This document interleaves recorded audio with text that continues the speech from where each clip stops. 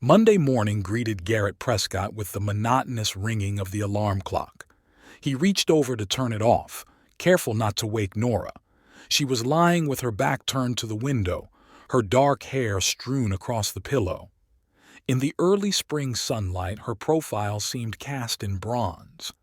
Garrett watched her measured breathing for a few seconds before quietly getting out of bed. In the bathroom, he turned on the light and stared at his reflection. He still looked good for his 37 years tall, with thick brown hair only lightly touched with gray at the temples. The wrinkles in the corners of his eyes were more noticeable, but that only made him look more solid. At least, that's what Nora had said in the rare moments when they still complimented each other. Garrett went down to the kitchen, put the coffee pot on, and sat down at his laptop.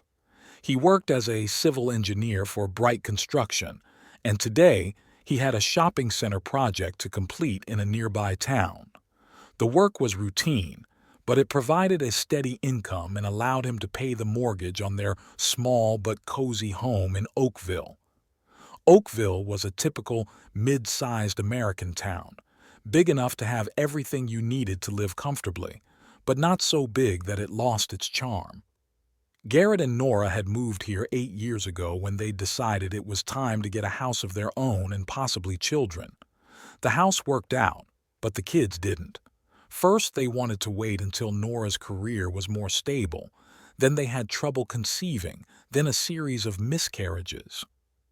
Eventually, the subject of children became one of those topics they learned to skirt in conversation.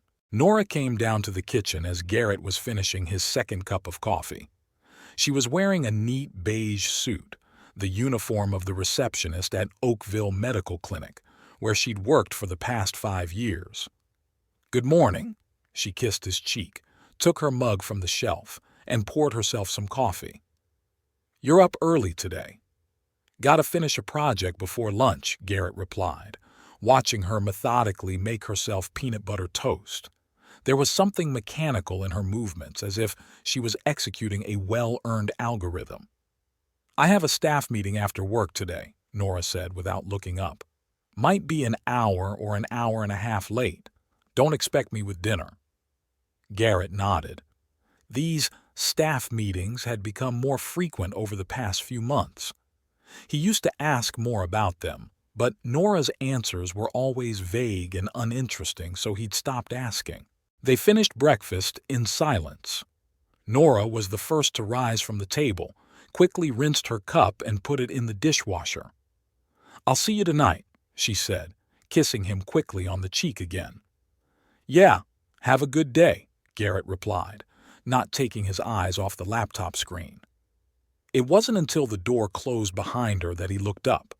Something had changed between them, and that something was growing and widening like a crack in the foundation, unnoticeable at first, but threatening the entire structure. 10 years of marriage. In 2 months and 3 days, it would be exactly 10 years since they'd exchanged vows in the small church in Nora's hometown. Garrett remembered that day in minute detail, the way her hands had trembled when she'd put the ring on his, the way her eyes had shone when the priest had pronounced them husband and wife, the way they danced under the starry sky, believing their love would last forever. He opened his browser and logged into his email. Among the work emails was one from a travel agent confirming a reservation. Garrett smiled. 2 weeks in the Bahamas was the perfect anniversary surprise. White sand, crystal clear sea, romantic sunsets. Maybe there they could recapture what seemed to be eluding them lately. He imagined how Nora, tired of the routine and the hustle and bustle of the city, blossomed under the Caribbean sun. How they walk along the beach, holding hands. How he confesses to her that, despite all the difficulties, his love for her has only grown stronger over these 10 years. The day flew by. Garrett finished the project on time, had time to stop by the office to discuss details with the client, and was home by 6 o'clock in the evening. Nora was late, as promised. He made himself a sandwich, opened a beer, and sat down to watch the basketball game. His hometown team was playing against the league leaders, and the game promised to be interesting. His phone vibrated during the second period. Garrett expected to see a message from Nora, but the number was unfamiliar. "Your wife is cheating on you with Merlin Foster, her boss." Garrett reread the message 3 times before it began to make sense. Then he laughed. Some stupid joke or mistake. Merlin Foster was indeed the head of the clinic where Nora worked, but the very thought that she might— No, it was ridiculous. He deleted the message and returned to the game, but he could no longer focus. The thought planted by the anonymous text began to take root in his mind. He remembered how often Nora had mentioned Merlin in conversations a year ago. What a progressive leader he was, how much he valued her ideas, how he'd suggested she oversee a new project. Then the mentions had become less frequent, and in recent months she'd stopped talking about him altogether. Garrett set the unfinished sandwich aside. His appetite was gone. He'd known Nora for 15 years. They'd met at a friend's party when he was 22 and she was 20. They'd dated for 5 years before getting married, and all that time she'd been a paragon of decency and honesty. She'd never given him any reason to doubt her fidelity. And yet, these constant delays at work, her aloofness in recent months, the way she sometimes sank into her own thoughts and didn't react when he approached her. The front door opened and Garrett flinched.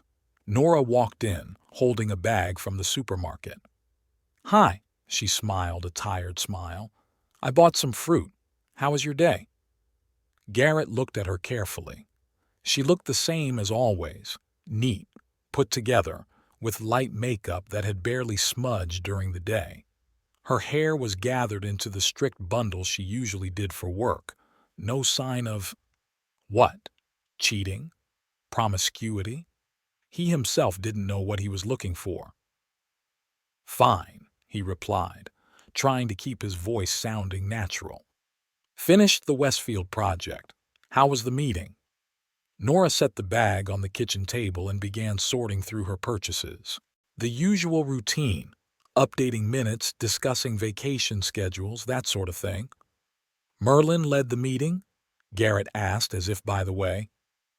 Nora froze for a split second but continued arranging the fruit in a vase. "Yes, of course. He always leads these meetings." Garrett nodded and took a sip of his beer. Maybe he'd just imagined it. Maybe this hiccup was due to fatigue or the suddenness of the question.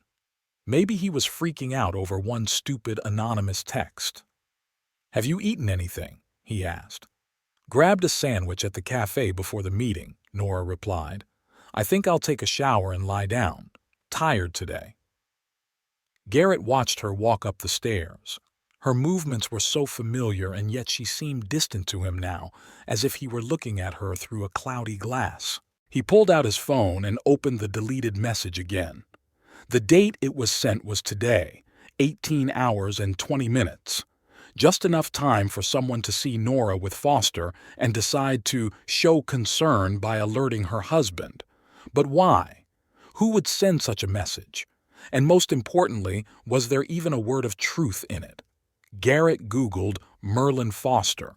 There weren't many results, a clinic page with his picture and a brief biography, a few mentions in the local paper for charity events. Foster was 49 years old, had run the clinic for the past 8 years, was married and had 2 children. He looked solid in the photo, graying hair, thin-rimmed glasses, the reserved smile of a man accustomed to authority. Garrett closed his browser and finished his beer. This man was twice Nora's age, married, had a reputation in town. What were the odds he'd risk all that for an affair with a subordinate? And what were the odds that Nora, always so principled and reasonable, would fall for such a relationship? Logic said that the message was someone's evil joke or mistake, but the worm of doubt was already beginning to gnaw at him from the inside. He knew he couldn't just let it go. He had to be sure, had to know for sure. Garrett went upstairs. There was the sound of water coming from the bathroom. Nora was taking a shower. He opened the closet, pulled out a special box where he kept various gadgets, and found a small GPS tracker he'd bought a year ago for his bike after a neighbor had had a similar one stolen. He'd never installed it, but now he was glad he'd kept the device. He activated the tracker through an app on his phone and stashed it back in the box. Tomorrow, when Nora left for work, he would hide it in her car. It was an invasion of her privacy, but he convinced himself he had no choice. If the message was true, he needed to know. If not, he'd just delete the app and forget about the episode. When Nora came out of the bathroom, wrapped in a towel with damp hair falling to her shoulders, she looked younger and more vulnerable. For a moment, Garrett felt ashamed of his suspicions. He walked over to her and put his arms around her. She didn't pull away, but she didn't snuggle up to him like she'd done before. "Is something wrong?" she asked. "No," he answered. "Just felt like hugging you." She smiled weakly and released herself from his embrace. "I'm really tired. I'm going to go to bed." Garrett nodded. He watched her put on her nightgown, brush her hair, apply her night cream, a familiar ritual repeated thousands of times. And all those thousands of times he had no doubt that he knew all her thoughts, all her secrets. But what if he was wrong? What if there was another Nora lurking beneath the familiar surface, one he didn't know at all? He lay down beside her, trying to breathe evenly. She fell asleep quickly, and he lay awake for a long time, staring at the ceiling and thinking about how one message from a stranger could shatter years of trust. In the morning, Garrett woke before his alarm clock. Nora was still asleep. He got up quietly, got dressed, and went downstairs. Made coffee, toasted some toast, checked his email. All the usual, but today every action seemed part of some role he was playing. By the time Nora came downstairs, he was ready to leave. "I need to stop by the office early," he said. "I'll see you tonight?"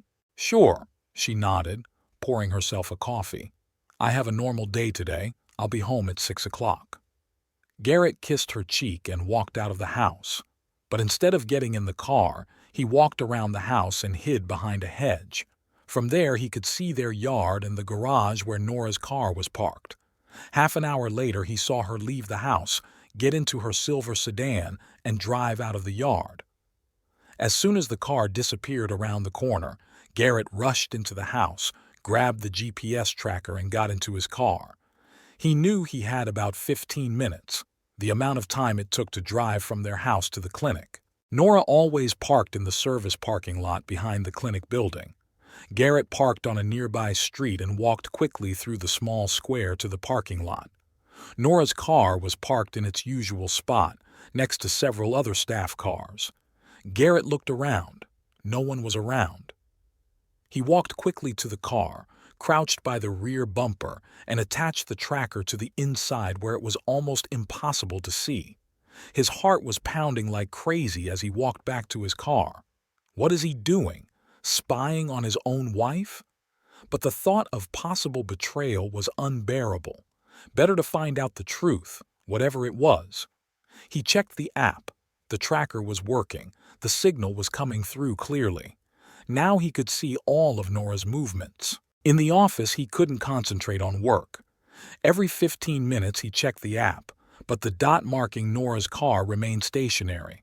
Of course she was at work. What had he expected? That she'd drive to some motel in broad daylight with Foster? By evening, he felt wrung out and ashamed. Nora left the clinic at 5 hours and 30 minutes, stopped at the supermarket, and then headed straight home. No deviations from her usual route, no suspicious stops. When he got home, she was cooking dinner. Garrett felt a prick of conscience looking at her focused face as she chopped vegetables for the salad. "How was your day?" he asked, kissing her cheek. "Fine," she replied. "And you?" "Same," he said. "What's new at the clinic?" Nora shrugged. "Nothing much. The workload is above average, but we're getting by." Garrett noticed that she didn't mention Merlin Foster, though she'd often told him before what instructions he'd given or changes he'd instituted at the clinic. And how's it going with, what's his name? Merlin, he asked as nonchalantly as possible. Nora threw him a quick glance, then went back to slicing vegetables. Normal, I guess. Haven't seen much of him today. Garrett nodded and opened the fridge to pull out a beer. He was sure now something had changed in the way Nora talked about her boss. Before, her stories about him were always emotional, admiring or irritated depending on the situation. Now her tone was neutral, almost detached. During dinner, they talked about everyday things: bills, weekend plans, a new show they'd started watching, an ordinary evening of an ordinary married couple. But Garrett could sense the falseness in every word they said, in every smile. I wondered if Nora felt the same way. After dinner, she went upstairs to take a bath, and he stayed in the living room, mindlessly switching channels on the television. His thoughts were far away. He checked the tracker app over and over, even though he knew Nora's car was parked in the garage. It was becoming an obsession. Before going to bed, Nora asked him if everything was okay. "Sure," he replied. "Just tired." She nodded and turned off the light. In the darkness, Garrett listened to her breathing, trying to guess what she was thinking. Who was this person lying next to him? The same Nora he'd known for 15 years, or someone else, someone capable of lies and betrayal. The next few days passed in the same tension. Garrett monitored Nora's movements through the GPS tracker, but found nothing suspicious. She drove the usual routes from home to work, sometimes to the store or gas station, then back home. No secret meetings, no surprise trips. Perhaps the anonymous tip was a lie. Maybe someone just wanted to hurt them, to sow distrust. And that someone was succeeding. Garrett could feel the chasm growing between him and Nora. He couldn't talk to her openly, couldn't ask her directly about what was tormenting him, and she seemed to be sinking deeper and deeper into herself. Friday night, when they were having dinner, Nora suddenly said, "You know, I found out today that Merlin has separated from his wife." Garrett felt something inside clench. "Is that so? Why?" he asked, trying to make his voice sound normal. "I don't know exactly," Nora shrugged. "But they've been living apart for a few months now, and now I think they've decided to make it official." Garrett eyed his wife carefully. She avoided his gaze, focusing on her food. "And how is he taking it?" Garrett asked. "Fine, it seems," Nora replied. "He's not one to flaunt his emotions." She raised her head and met his eyes. "Why do you ask?" "Just wondering," Garrett replied. "It's always sad when a family breaks up." Nora nodded and went back to her food. They didn't talk about Merlin Foster again that night, but Garrett couldn't stop thinking about the coincidence of Nora's boss breaking up with his wife just when John Doe was trying to convince him that there was something between that boss and Nora. That's a lot of coincidences for 1 week. The weekend passed in a strange daze. Garrett couldn't stop thinking about Nora's words. Merlin Foster had separated from his wife. It could have been a mere coincidence, but what if it wasn't? What if it was connected in some way to his wife? Saturday morning, while Nora showered, he picked up her cell phone. She'd never put a password on it. There were no secrets between them. At least, that was the way it used to be. He went through her messages, her email, her call log. Nothing suspicious.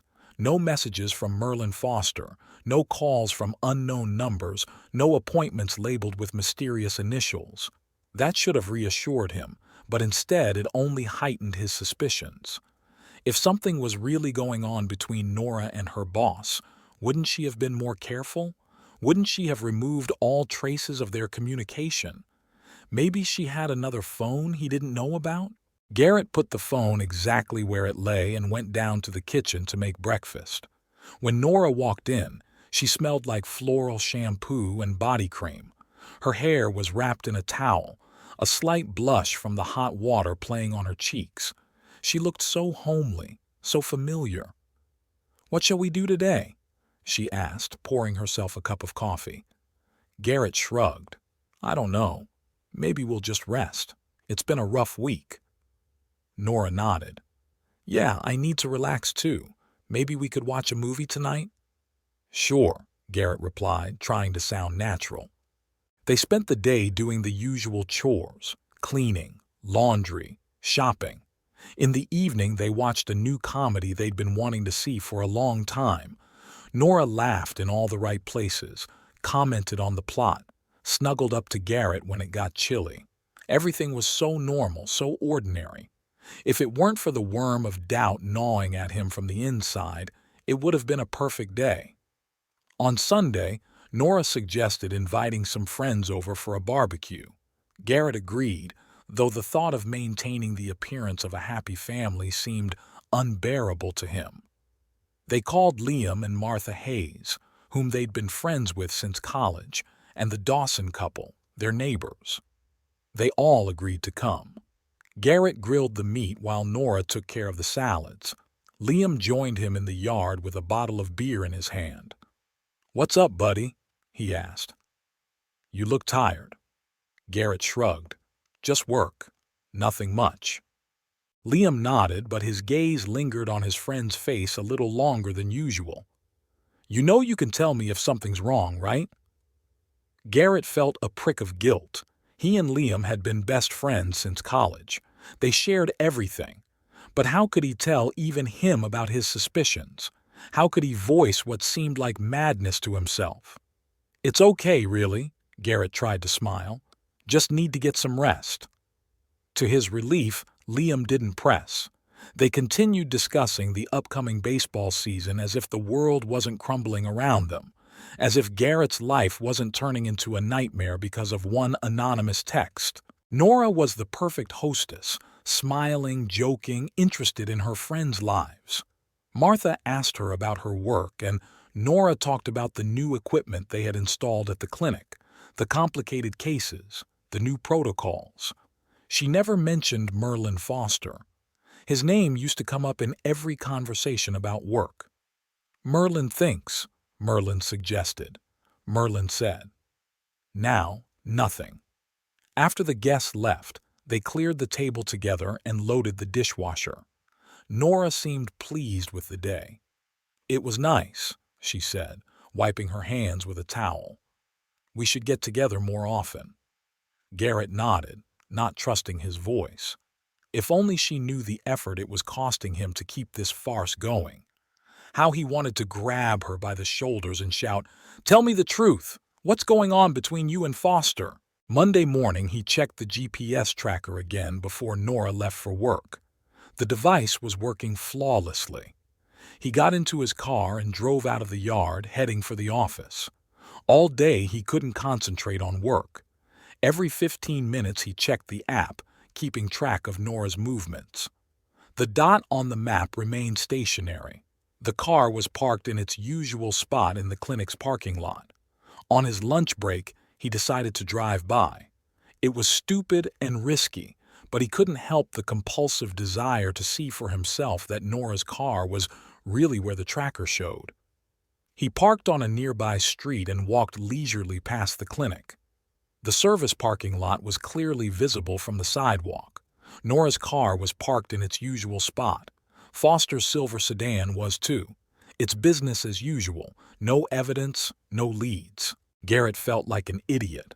What is he doing? Spying on his own wife during work hours? What did he expect? That he'd catch them in the car on their lunch hour?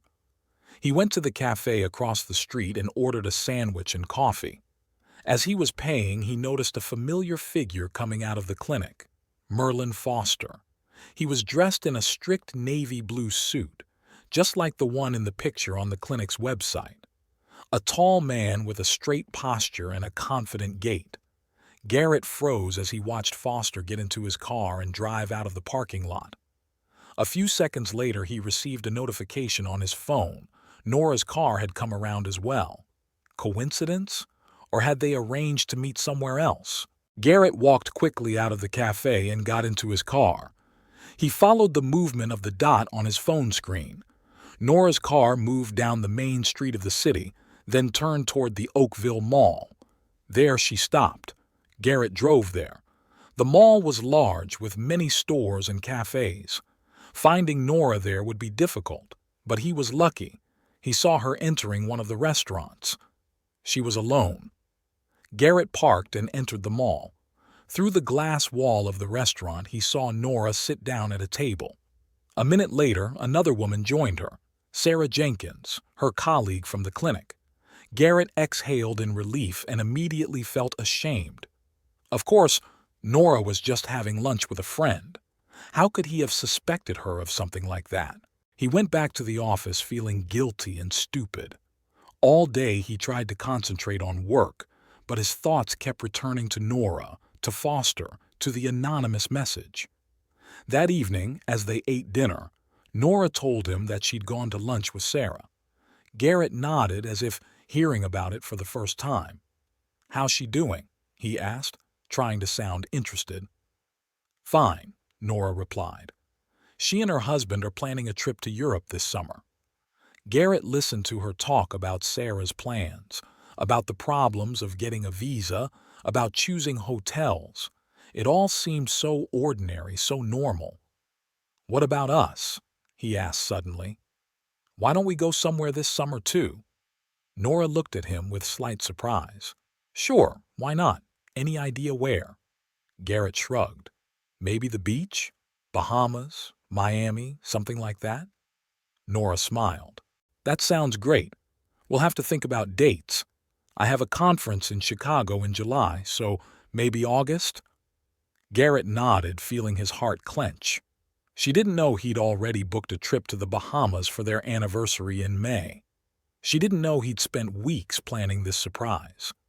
At night, Garrett couldn't sleep. Nora slept beside him, her breathing even and calm. Garrett stared at her profile in the dark, the outline of her lips, the curve of her neck. He still loved her. Despite the doubts, despite the suspicions, despite the growing chasm between them, he still loved her. And that made the pain of betrayal, possible but unproven, all the more acute. The next morning he woke up shattered. Nora was already up and making breakfast. When he came down to the kitchen, she handed him a cup of coffee. "Didn't you sleep well?" she asked. "I heard you stirring." "A little," Garrett admitted. "Was thinking about work." Nora looked at him with concern. "Maybe you should take some time off. You look tired." Garrett shook his head. "No, I'm fine. Just need to finish a project." They ate breakfast in silence. When Nora got up to leave, Garrett suddenly asked, "How's Merlin doing? Coping with the divorce?" The question sounded too abrupt, too sudden. Nora froze for a moment. "I don't know," she answered after a pause.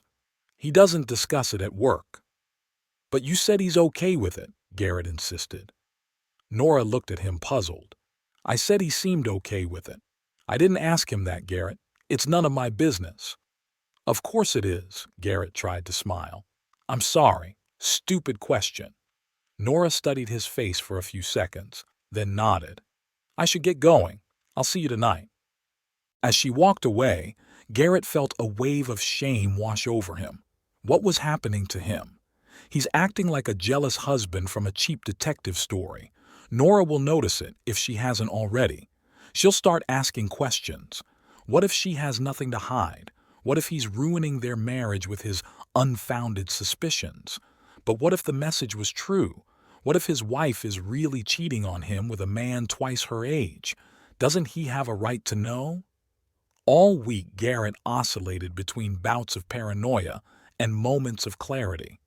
He continued to monitor Nora's movements through the GPS tracker, but she never deviated from her usual routes.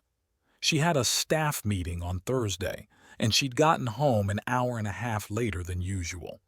But the tracker showed that her car had been parked in the clinic's parking lot the whole time. On Friday, Garrett decided to drive past the clinic again at lunchtime. This time he was more cautious. He parked the car at a remote location and watched the service entrance through binoculars. After about 20 minutes, he saw Nora and a few other staff members come out. They headed toward the cafe on the corner. Merlin Foster was not among them. Garrett exhaled a sigh of relief, but immediately felt a wave of shame wash over him. He's spying on his own wife like a private detective. It's crazy. Over the weekend, they visited Nora's parents, who lived an hour's drive from Oakville. It was a regular monthly meeting, and Garrett always looked forward to it. He loved Nora's parents. They were simple, sincere people who accepted him as their own son. But this time, he felt like a fraud, like he was wearing the mask of a happy son-in-law, underneath which lurked a paranoid man who suspected their daughter of cheating. Nora behaved normally, laughing at her father's jokes, helping her mother in the kitchen, talking about her work at the clinic. She never mentioned Merlin Foster, though her stories about the clinic usually included mention of her boss. As they drove home, Garrett noticed that Nora was pensive and silent. "Everything okay?" he asked. "Yeah," she replied, looking out the window at the trees whizzing by. "Just tired." "You having a hard time at work lately?" Nora shrugged. "The usual, nothing much." "You hardly talk about work lately," Garrett remarked cautiously. Nora turned to him. "Really? I haven't really noticed. There's just not much to tell. It's all the same." Garrett nodded, focusing on the road. He didn't bother to say he'd noticed she'd stopped mentioning Merlin Foster in conversations. Didn't say that her stories about work had gotten shorter and drier. He wouldn't say that he felt something had changed, and that something scared the hell out of him. When they got home, Nora said she wanted to take a bath and go to bed early. Garrett stayed in the living room and turned on the television, but he couldn't focus on the program. His thoughts were in chaos. He felt like he was going crazy with suspicion. But what could he do? Ask Nora directly?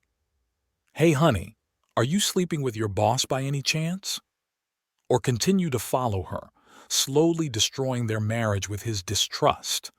There was another option, an option he'd been thinking about all week but had hesitated to pursue. Install not only a GPS tracker but a listening device. Find out what Nora talks about when he's not around, who she's talking to on the phone when she thinks no one can hear. The thought terrified him. It was an invasion of privacy, a breach of trust on a whole new level. But did he have a choice? Could he continue to live in this uncertainty? Garrett opened his laptop and began searching for information on listening devices. After an hour, he found what he needed, a small microphone that could be hidden in Nora's bag. The device transmitted audio to his phone in real time and could run on battery power for up to 10 hours. He placed the order with next-day delivery, feeling like he was crossing an invisible line.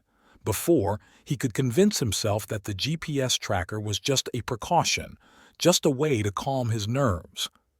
But listening in on his wife's conversations? That was another matter entirely. When Nora came downstairs after her bath, wrapped in her robe, her hair damp, Garrett quickly closed his laptop.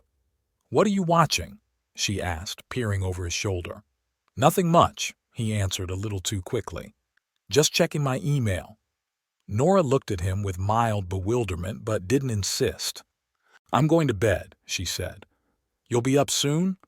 "Yeah, in a minute," Garrett replied. When she left, he exhaled a sigh of relief. What is he doing? He's deceiving his own wife, planning to spy on her, all because of one anonymous message.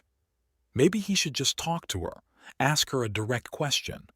But what if she's lying? What if she's already lying to him? Garrett closed the laptop and went upstairs. Nora was already lying in bed, her eyes closed. She was breathing evenly, but Garrett knew she was awake. He lay down next to her, trying not to touch her. "Good night," he said. "Good night," she replied without opening her eyes. Garrett lay awake for a long time, staring at the ceiling. Outside the window, the leaves on the trees rustled, and somewhere in the distance cars drove by, the usual sounds of an ordinary night. But everything was wrong for him. His whole world had turned upside down since he'd gotten that message, and he didn't know if he could ever get it back to normal. On Monday morning, after Nora left for work, a courier delivered a small package. Garrett opened it with trembling hands. Inside was a small black device, almost invisible, with instructions on how to use it. He installed the app on his phone and ran a test. Everything worked flawlessly. Now it was necessary to hide the microphone in Nora's bag. She always carried a large leather bag in which she kept many things, from a cosmetic bag to a sketchbook. Nora liked to draw on her lunch breaks. Garrett found the bag in the hallway, carefully unzipped and examined the contents, careful not to disturb the order of things. Then he carefully attached the microphone to the inside pocket where Nora kept her keys and change. There, the device was almost invisible. Garrett zipped the bag and put it back in its original place. Now all that was left to do was wait. At work, he couldn't concentrate. Every minute he checked his phone, waiting for sounds from the microphone. But for the first few hours, all he heard was the noise of the office, phone calls, patients' voices, the clatter of keyboards. Nora worked in the reception area, filing paperwork and answering phones. Her voice sounded professional and calm as she interacted with patients. Then he heard someone approach her desk. "Nora, could you come into my office? We need to discuss the new protocol." Garrett immediately recognized Merlin Foster's voice. He sounded neutral, professional, without any emotional undertones. "Of course, Dr. Foster," Nora replied. "I'll be done with these forms in a moment." "Standing by," Foster said briefly. Garrett tensed. Now Nora would leave her bag and go into Foster's office and he wouldn't hear a thing. But instead there were footsteps and the sound of the door closing. She took the bag with her. "Sit down," Foster said. His voice changed, became warmer, more intimate. Silence, then the sound of a chair being moved. "I got the paperwork from Victoria's lawyer yesterday," Foster said. "She's not going to make the process easy." "I'm sorry," Nora replied. "But isn't that what you expected?" "Yes, of course. I just hoped she'd be more reasonable." Silence again. Garrett felt his heart pounding in his chest. What were they talking about? About Foster's divorce? What did that have to do with Nora? "How are you?" Foster asked. "You look tired." "I'm fine," Nora replied. "It's just complicated about all this, you know?"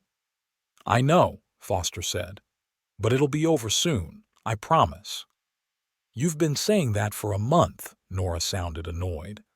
"I mean it this time," Foster said. "Once the papers are signed, we can—" He didn't finish the sentence, and Garrett could only imagine what happened at that moment. Maybe Foster took Nora's hand. Maybe kissed her? Those thoughts made him nauseous.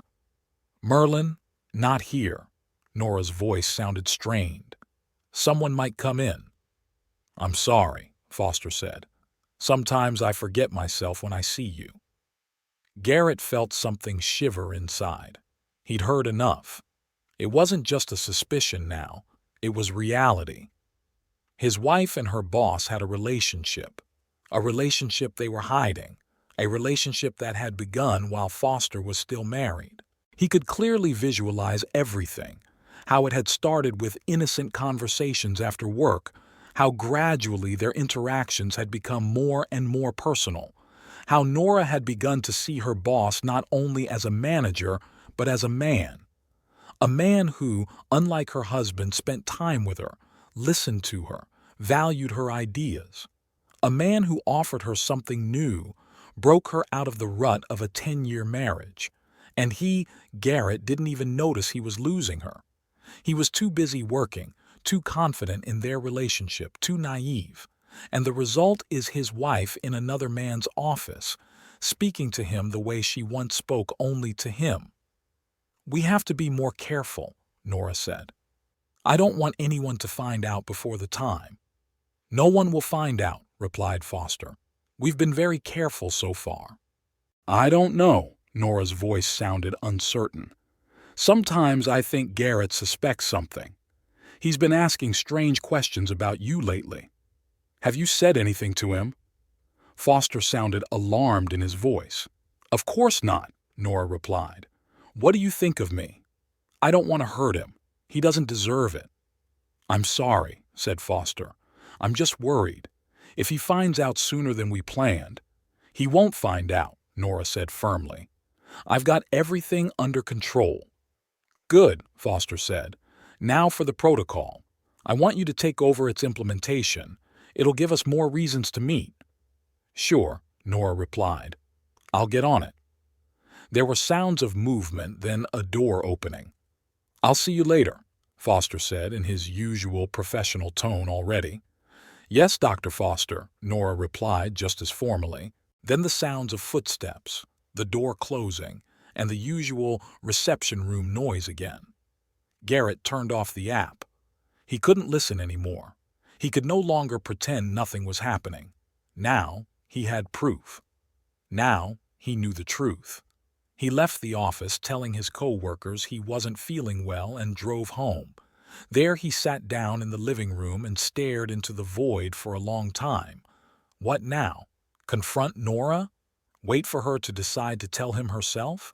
Or just pack up and leave, leaving her a note? He didn't know what to do, but he did know that their marriage was over. Trust had been broken. Love had been betrayed. 10 years of life together, plans, dreams, hopes, all of it now turned to dust. And for what? An affair with a boss twice his age? Day turned to evening, and Garrett was still sitting in the living room, absorbed in his thoughts. He didn't turn on the lights, and when Nora got home, she walked into the dark room. "Garrett," she called out, turning on the light, "why are you sitting in the dark?" He looked at her. She looked the same as always, beautiful, neat, put together. His wife, the woman he'd loved for 15 years, the woman who had betrayed him.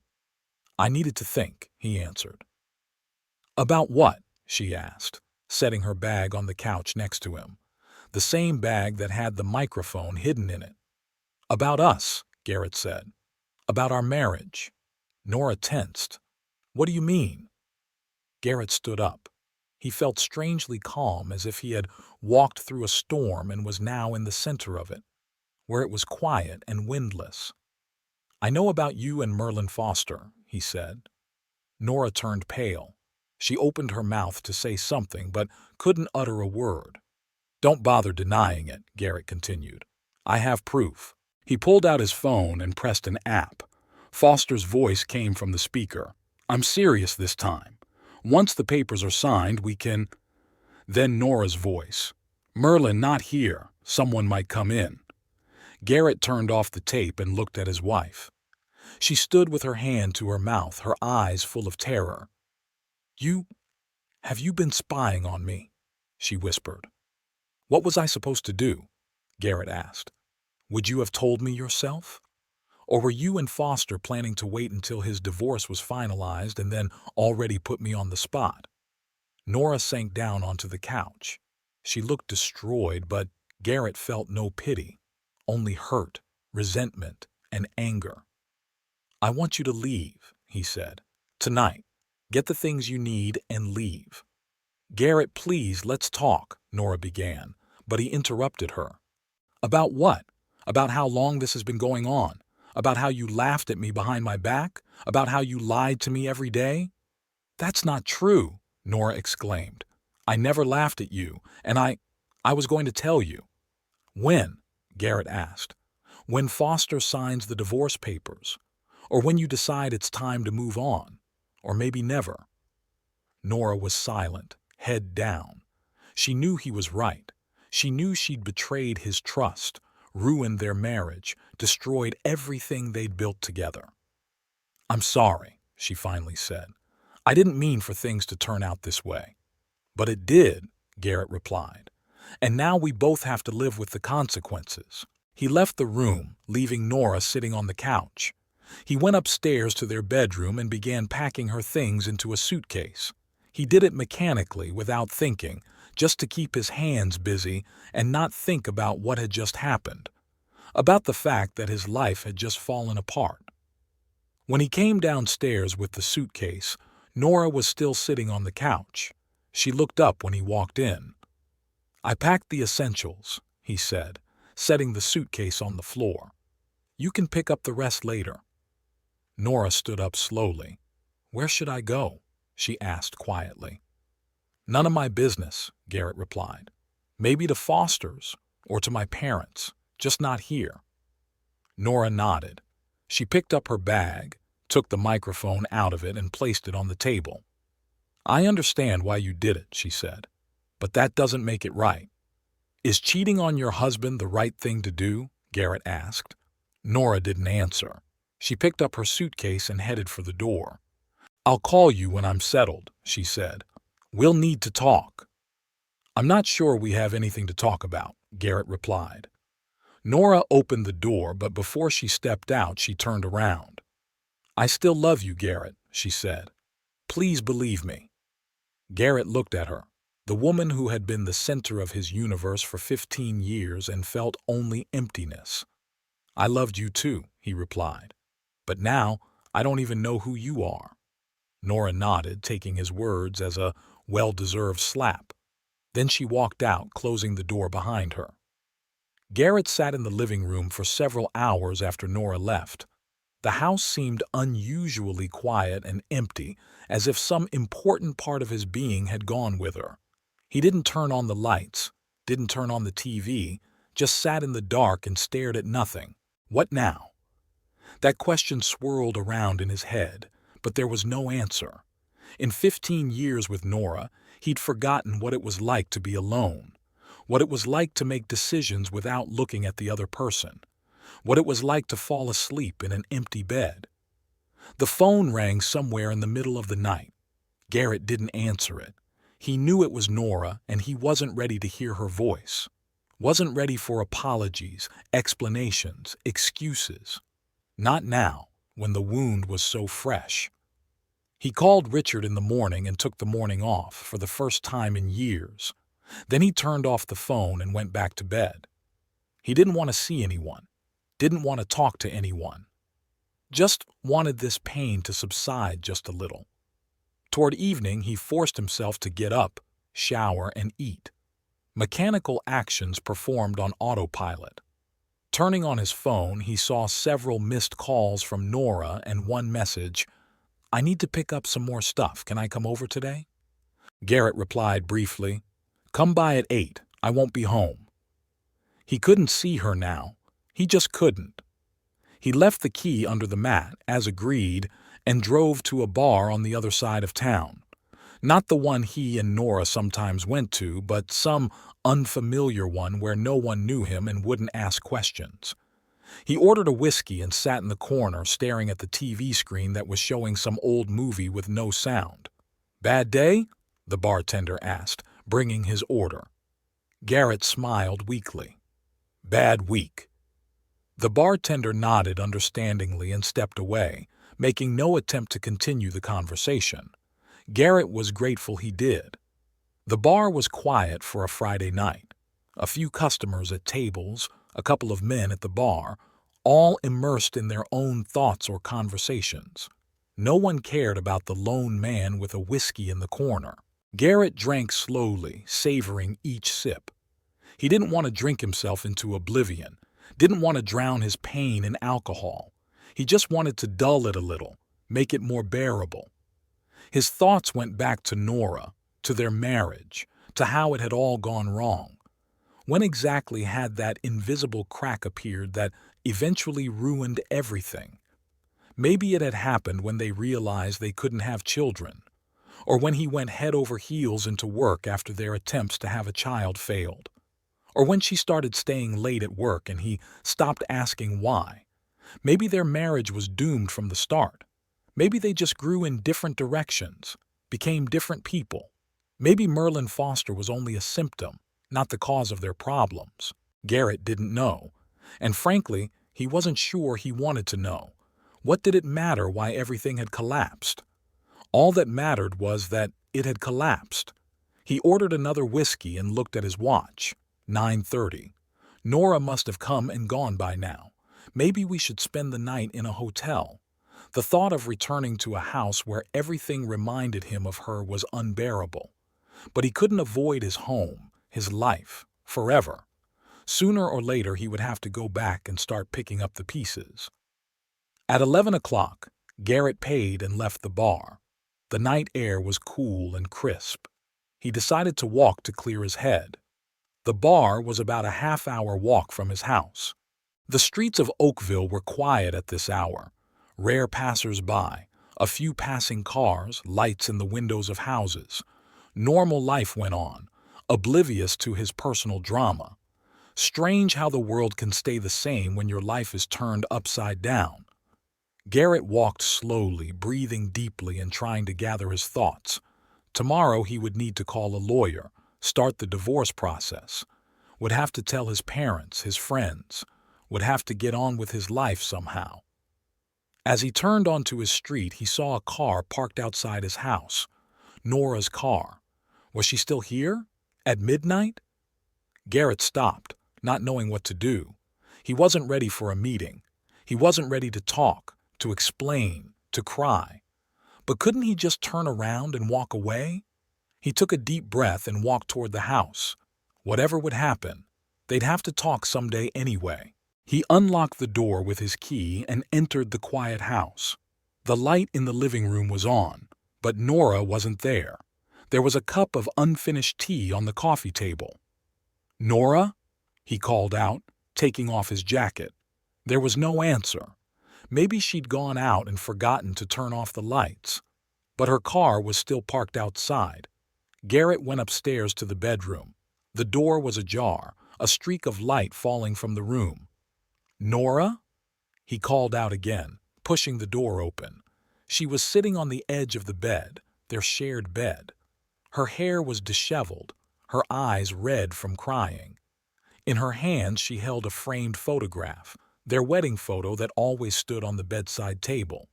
"What are you doing here?" Garrett asked, trying to keep his voice sounding calm. "I thought you were going to get your things and leave." Nora lifted her head. Her face was swollen with tears, mascara smeared under her eyes. "I've been to Merlin's," she said quietly. Garrett felt everything inside clench. Of course, where else would she go? To her lover, to the man who had caused her to destroy their marriage. "It's none of my business," he replied, turning around to leave. He didn't want to hear about Foster, didn't want to know how they planned their lives. "He was with Brenda," Nora continued, as if she hadn't heard him. "With his secretary." Garrett stopped and turned around. Nora was looking at him with such despair, such pain, that for a moment he almost felt pity. "What?" he asked, not quite understanding. "When I went to see him, he was with Brenda," Nora said, and her lips trembled. They were together, in his bed." Garrett slowly realized what she was saying. Merlin Foster, the man Nora had left him for, was cheating on her with another woman. The irony was almost painful. "He said it didn't mean anything," Nora continued, and the tears flowed down her cheeks again.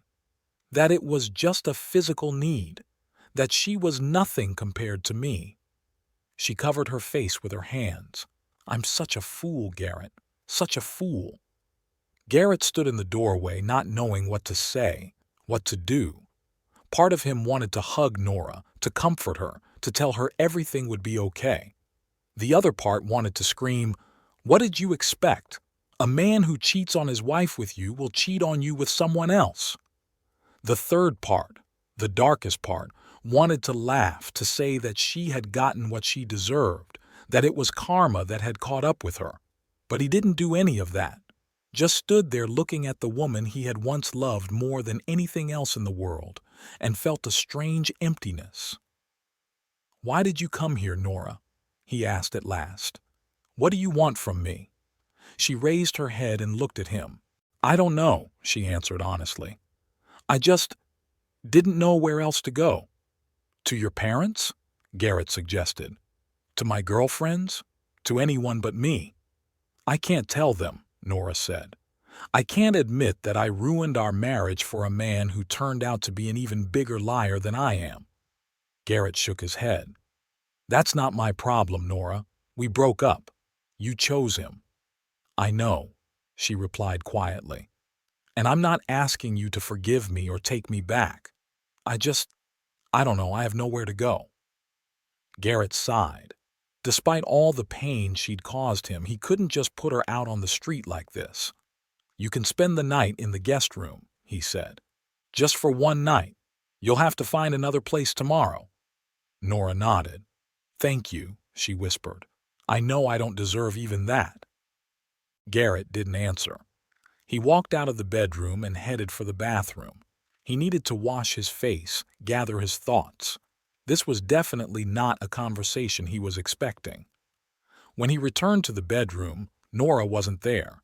He could hear her moving around in the guest room, opening a closet, closing a door. She knew this house as well as he did. After all, it had been their home together for 8 years. Garrett lay in bed, their bed, and stared at the ceiling. Sleep wasn't coming. Too many thoughts were swirling around in his head. In the morning, he awoke to the smell of coffee. For a moment, everything seemed normal. Nora was up first and making breakfast as usual. Then reality came crashing down on him and he remembered everything. He went down to the kitchen. Nora was standing at the stove flipping pancakes. Her hair was gathered into a sloppy bun, and she was wearing Garrett's old t-shirt and jeans. "Good morning," she said without turning around. "I thought I should at least make breakfast as a thank you." Garrett silently poured himself some coffee and sat down at the table. It was so strange to have breakfast with a wife who was no longer his wife, with the woman who had betrayed him. Nora set a plate of pancakes in front of him and sat across from him. "I'm quitting the clinic," she said. "Can't work there anymore, not after yesterday." Garrett nodded, not knowing what to say back. "Mom said I could stay with her until I find something of my own," Nora continued. "I'll leave today, I promise." "Okay," Garrett replied, cutting into a pancake. He couldn't taste the food, just mechanically chewed and swallowed. They ate in silence. So different from their usual breakfast when they discussed the day's plans, shared news, joked. Now there was a chasm between them and no words could fill it. "I want you to know," Nora said when they had finished eating, "that I never stopped loving you. What happened with Merlin? It wasn't about love. It was about something else. About attention, about novelty, about escaping from routine. I don't know, but it wasn't about love." Garrett looked at her. "And that's supposed to make me feel better?" he asked. Nora shook her head. "No, nothing can comfort you right now, I know. I just want you to know that the problem was me, not you. You were a good husband, a better one than I deserved." Garrett didn't answer. The words seemed so empty, so meaningless after everything that had happened. "I'll pack my things and leave," Nora said, getting up from the table. "I'll try to finish before lunch." Garrett nodded and stood up as well. "I'll be in the garage," he said. "Got some things to take apart." He didn't want to be in the house while she packed, didn't want to see her walk out of his life, even though, in fact, she'd already left the moment he'd overheard her conversation with Foster. In the garage, he started going through the tools, organizing them into drawers, dusting them off, pointless work, just to keep his hands busy and his mind off things. But the thoughts kept popping into his head. What now? How to move on? How to build a new life out of the wreckage of the old one? 2 hours later, he heard the garage door open. Nora stood on the threshold holding a suitcase. "I'm done," she said. "And I left the keys on the kitchen table." Garrett nodded. "Good. And I wanted to apologize," Nora added. "I know it won't change anything. I know you'll probably never be able to forgive me, and I realize that. But I needed to say it." Garrett looked at her for a long moment. The woman he'd loved for 15 years. The woman who had broken his heart. He wanted to hate her, but he couldn't. Wanted to forgive her, but he couldn't either. He just felt tired and strangely relieved that it was finally over. "Goodbye, Nora," he said.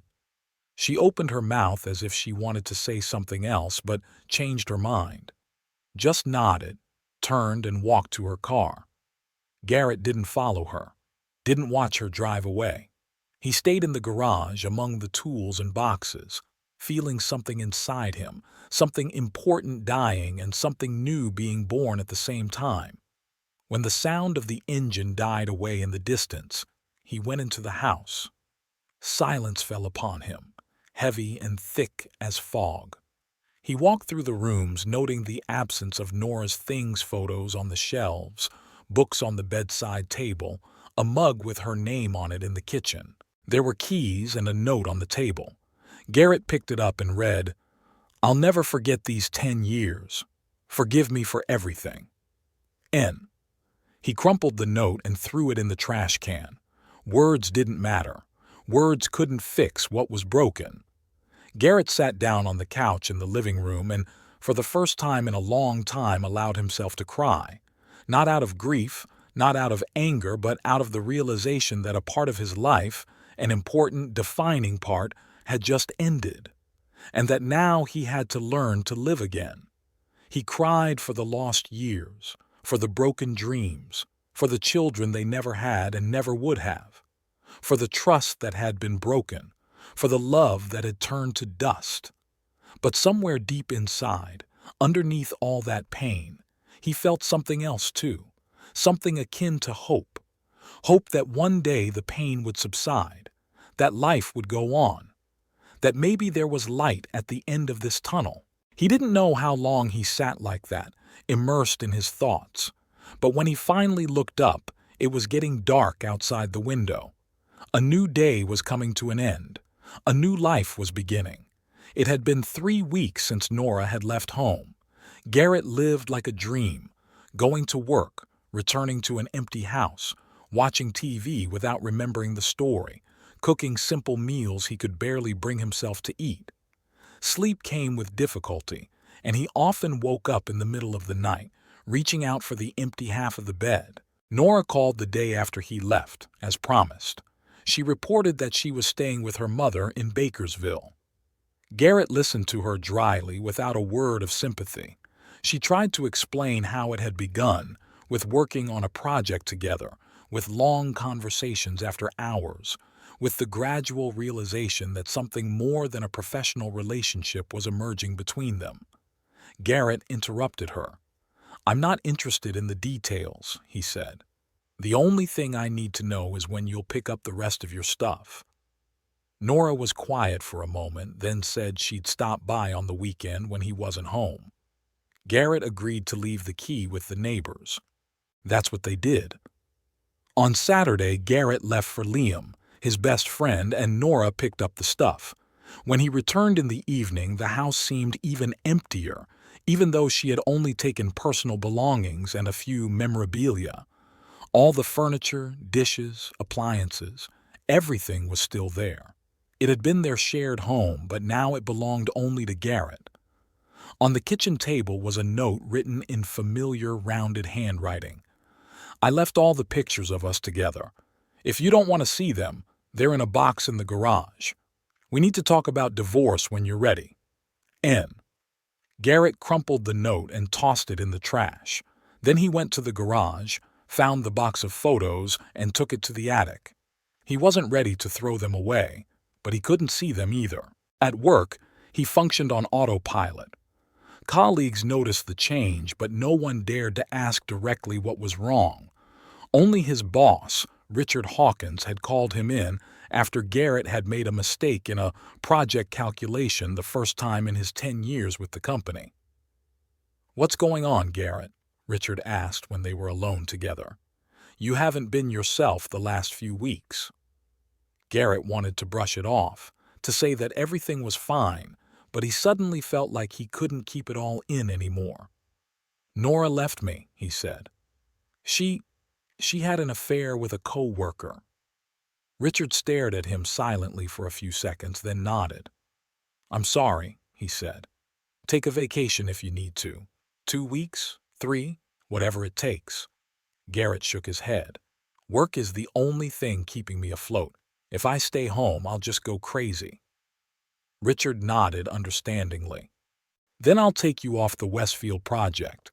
You'll do something easier until you come to your senses." "Thank you," Garrett said, grateful for the understanding. That night was the first time he'd gone to a bar after work. Not to get drunk. He just didn't want to go back to an empty house. He sat at the bar, slowly sipping his beer and staring at the TV screen showing a baseball game. At some point, the phone in his pocket rang, an unfamiliar number. "Garrett Prescott?" a female voice asked when he answered. "Yes," he confirmed. "Who is this?" "My name is Victoria Foster," the woman said. "We haven't met, but I think we should talk." Garrett felt something inside him clench. Foster, the wife, ex-wife, of Merlin Foster. "About what?" he asked, even though he already knew the answer. "About my ex-husband and your wife," Victoria replied. "I'm at the Bluebird Cafe on Maple Street. Could you come over?" Garrett wanted to decline. Why reopen the wound? What would it do to him but new pain? But curiosity and some vague feeling that this meeting might provide answers to questions he dared not ask Nora won out. "I'll be there in 20 minutes, he said, and hung up. The Bluebird Cafe was a small, cozy establishment with soft lights and soft music. Victoria Foster sat at a table in the far corner in front of a cup of tea. Garrett recognized her immediately. He'd seen pictures of her online when he'd been looking for information on Nora's husband. She was about 45 years old, with short dark hair and shrewd brown eyes. She was beautiful with an understated, elegant beauty that only becomes more noticeable with age. "Mr. Prescott," she stood up and extended her hand. "Thank you for coming." "Garrett," he replied, shaking her hand. "And I'm not sure I should thank you for inviting me." Victoria smiled weakly. "Of course. Won't you sit down?" They sat down. A waitress came to the table and Garrett ordered a coffee to keep his hands busy with something. "So, what's this meeting for?" he asked when the waitress stepped away. Victoria looked at him carefully. "You're probably wondering how I got your number," she said. "That's one of the questions," Garrett agreed. "I got it from Sarah Jenkins. She works at the clinic that my ex-husband runs. Ran by my ex-husband." "Why did Sarah give you my number?" "Because she's my friend," Victoria replied simply, "and because she knew about Merlin and your wife's affair." Garrett felt the color rush to his face. So people knew. Nora's co-workers, friends, acquaintances, they knew she was cheating on her husband, and no one had said a word to him. "So now what?" he asked, trying to keep his cool. "A jilted spouses club? A support group?" Victoria took no offense at his abruptness. "No," she said. "I invited you here to apologize." Garrett frowned. "For what?" "For being the one who sent you that message, about your wife and Merlin." Garrett stared at her. He'd never given much thought to who might have been the sender of the anonymous message. Was too preoccupied with the aftermath to think about the reasons why. "You?" he interjected. "But why?" Victoria sighed. "Because when I found out about Merlin's affair, no one told me. I found out by accident, by finding messages on his phone, and it was humiliating. To know that everyone around you knows that your husband is cheating on you, and you're the last to find out." She sipped her tea, gathering her thoughts. "When I realized you didn't know about them, I decided that you deserved to know the truth. That someone should tell you, even if it was going to be me, a stranger." Garrett was silent, mulling over her words. The anger at this woman that he had felt at first was slowly fading away. She was as much a victim as he was. "How long have you known?" he asked. "About your wife and Merlin?" "About 6 months. "About what you don't know?" "About a month. Sarah let it slip that Nora was very afraid you'd find out." 6 months. So it had been going on for at least 6 months. 6 months of lies, of pretense, of secret meetings. The thought was like a new blow.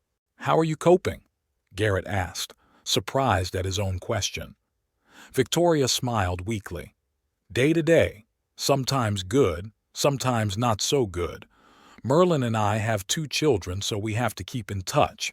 That's the hardest part." She was quiet for a moment, then added, "You know what helped me the most? The realization that it's not about me. I haven't gotten worse. I haven't gotten less worthy of love. It's just that Merlin made a choice, and that choice was not in my favor.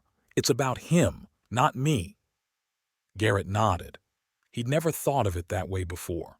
All the time since Nora had left, he'd pondered what he'd done wrong, where he'd missed, why she'd chosen another man. But maybe it was just about her choices, and not his mistakes. "You know," Victoria continued, looking into her cup, "the funny thing is, after all the pain, all the anger, all the tears, I realize that I'm actually grateful." "Grateful?" Garrett interjected in disbelief. "Yes," she nodded. "Grateful for learning the truth, for getting a chance to start a new life. A life without lies, without pretense, without a man who didn't appreciate what we had." She looked up and met Garrett's gaze. "It won't happen overnight, but you will wake up one day and realize that you can breathe easier, that you can remember her without pain, that life goes on, and it can be beautiful. Different, but beautiful." Garrett wanted to object, to say that he couldn't see any light at the end of the tunnel, that he couldn't imagine how anyone could be grateful for such a betrayal. But something in Victoria's words, in her quiet confidence, made him think twice. "I know it's hard to believe right now," she said softly, as if reading his mind. "But time does heal. Not completely, not without scars, but it does heal." They talked for another hour. Victoria told how she'd found out about her husband's affair, how confrontational it had been, how she'd survived the divorce. Garrett shared his story, the anonymous text, the tracker, the microphone, the last conversation he'd had with Nora. There was something therapeutic about talking to someone who had been through the same thing, who understood every emotion, every thought. As they said their goodbyes, Victoria handed him a business card. "Call me if you want to talk more," she said. "Or just have coffee. Sometimes it helps just to know you're not alone." Garrett took the business card and nodded. "Thanks," he said. "For everything." "You're welcome," she replied. "We all deserve the truth, no matter how painful it is." When Garrett got home, he felt strangely relieved. It was as if some of the heaviness he'd been carrying around for the past weeks was gone. He was still broken, still angry, still unable to forgive. But for the first time in a long time, he felt a glimmer of hope. Hope that one day the pain would subside, that life could really go on. The next morning, the phone rang. It was Nora. "I'm calling to tell you I've quit the clinic," she said without preamble. "And I'm moving in with my mom. For good." "What about Foster?" Garrett asked, surprised at his own calm. A pause. "It's over," Nora answered quietly. I found him with Brenda, his secretary." Garrett felt a bitter chuckle rising inside. How ironic. Nora had left him for Foster, and he'd cheated on her with another woman. "I'm sorry," he said, not quite sure if he was telling the truth. "No, you're not," Nora replied without anger. "And I don't blame you. I deserved it." They were silent for a moment. "I sent you the divorce papers," Nora said. "It's just like we discussed. The house stays yours. I have no claim to anything." "Good," Garrett replied. "I'll sign as soon as I get it." Another pause. "I still regret what I did," Nora said. "Not about the divorce. We both know our marriage was an empty formality a long time ago. But about the way I acted. You deserved honesty." Garrett didn't answer. What could he say? That he forgave her? That would be a lie. That he hates her? That wouldn't be true either. He felt nothing. No love, no hate, no pain. Only fatigue and a vague relief that everything was finally resolved. "Goodbye, Garrett," Nora said after a long silence. "I hope you'll be happy." "Goodbye, Nora," he replied and hung up. He stood in the middle of the kitchen, phone in hand, and thought about the fact that 10 years of his life had just ended with a short phone call. 10 years of love, hopes, dreams, disappointments, compromises, all reduced to a formal goodbye and divorce papers. But there was something liberating about that ending. No longer did I have to pretend everything was fine. No longer did they have to ignore the cracks in their relationship, pretend they still loved each other as much as they did on their wedding day. The truth, as painful as it was liberating. That evening, Garrett sat down at his computer and canceled his reservation to the Bahamas. He stared at the cancellation confirmation screen and thought about how he'd planned this surprise, how he'd imagined Nora's joy, how he'd hoped this trip would give them back what they'd lost during their years of marriage. Now, it seemed ridiculous and naive. He closed the laptop and walked to the window. Spring was in full swing. The trees were covered in fresh green. The first flowers were blooming in the garden. The world went on, despite his personal tragedy. And maybe Victoria was right. Maybe one day he would wake up and realize that it was easier to breathe, that life went on, and it could be beautiful. Different, but beautiful. He didn't know what lay ahead. Maybe loneliness, maybe new love, maybe a career, travel, hobbies, friends, all the things that had been sidelined during his years of marriage. But he knew one thing. This would be his life, his choice, his path. Garrett opened the window and breathed in the fresh spring air. For the first time in a long time, he felt free. Not happy. Happiness was still a long way off, but free. Ready to move on. Ready for a new beginning. Sometimes life doesn't give you the ending you wanted, but the new beginning you needed.